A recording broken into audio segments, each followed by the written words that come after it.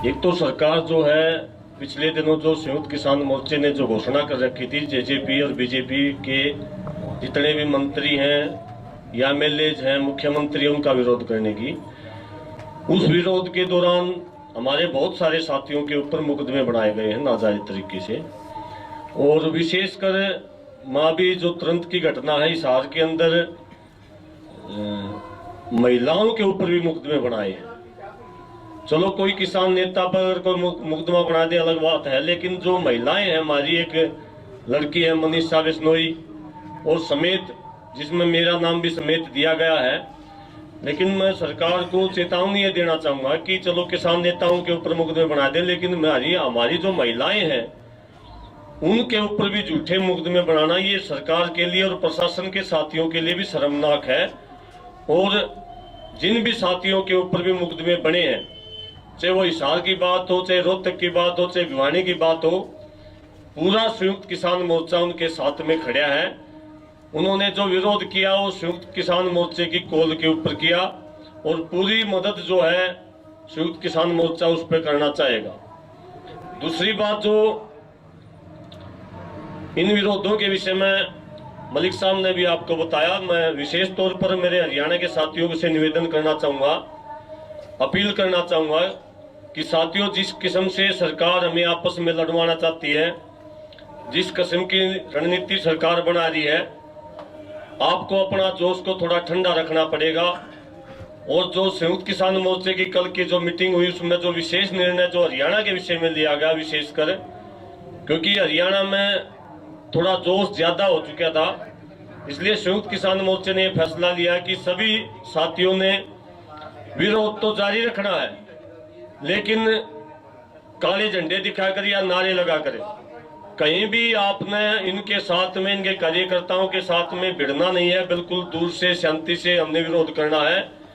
और विशेष ध्यान रखना, 14 तारीख का जो हम भी अपना दिवस बना रहे हैं कि संविधान बचाओ किसान बचाओ के रूप में, उस दिन इन्होंने जिला वाइज जो घोषणा कर रखी है हरियाणा के अंदर के जिला वाइज बीजेपी के नेता भी जो है अंबेडकर दिवस बना रहे हैं, जबकि सच्चाई ये थी कि संयुक्त किसान मोर्चे ने पहले घोषणा की थी कि हम 14 तारीख को जो है संविधान दिवस बनाएंगे।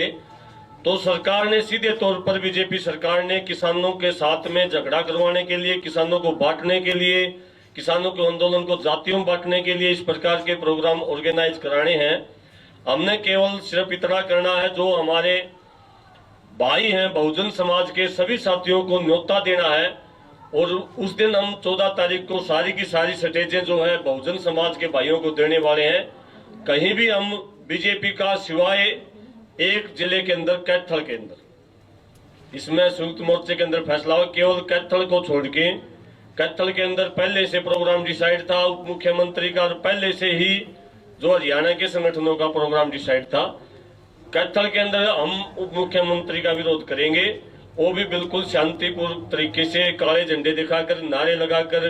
संख्या हमारी वहां अच्छी रहेगी और जिम्मेवार व्यक्ति उस प्रदर्शन का नेतृत्व करेंगे और पूरी जिम्मेदारी के साथ करेंगे। बाकी कहीं भी हरियाणा में हमने किसी भी प्रकार का विरोध प्रदर्शन का कार्यक्रम नहीं रखा है।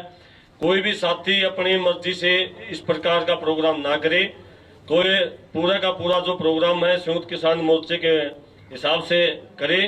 और कल जो है केएमपी जाम का जो है, मैं हरियाणा के किसानों से निवेदन करना चाहूंगा कि सुबह 8 बजे आप ज्यादा से ज्यादा संख्या में सारे के सारे किसान साथी सुबह 8 से अगले दिन 8 बजे तक हम जाम रखेंगे।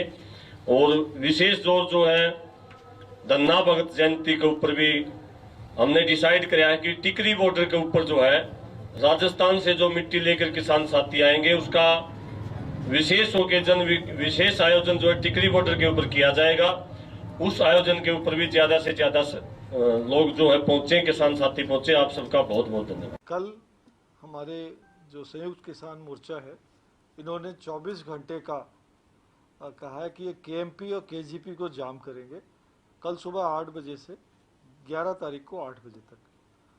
हमने इसका आकलन किया है। हरियाणा में सोनीपत ज़िले में 2 जगह रास्ता जाम होने की केएमपी पे आशंका है।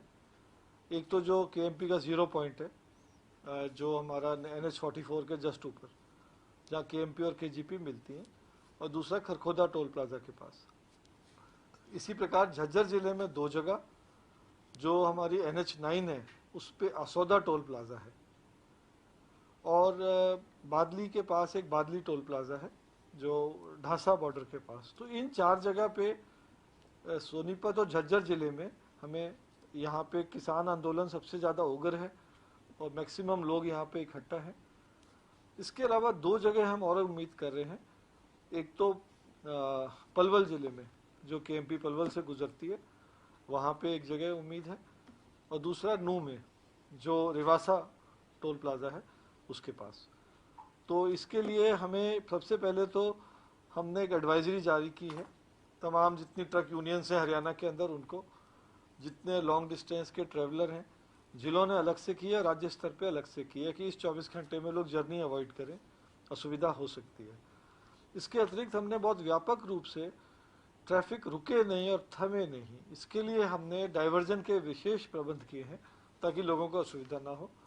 हम पानीपत से जो लोग आएंगे, दिल्ली की तरफ से, अम्बाले की तरफ से जो लोग आ रहे हैं, पंजाब के, हरियाणा, हिमाचल के, उनको हम, जो नेशनल हाईवे हरियाणा में सड़कों का नेटवर्क बड़ा अच्छा है, तो वाया रोहतक झज्जर हम इनको डाइवर्ट करेंगे गुड़गांव की तरफ। जो लोग यूपी जाने के इच्छुक हैं KGP से, उनको हम पानीपत से सोनौली बॉर्डर से बहालगढ़ के रास्ते से भेजेंगे ताकि लोगों को असुविधा कम से कम हो।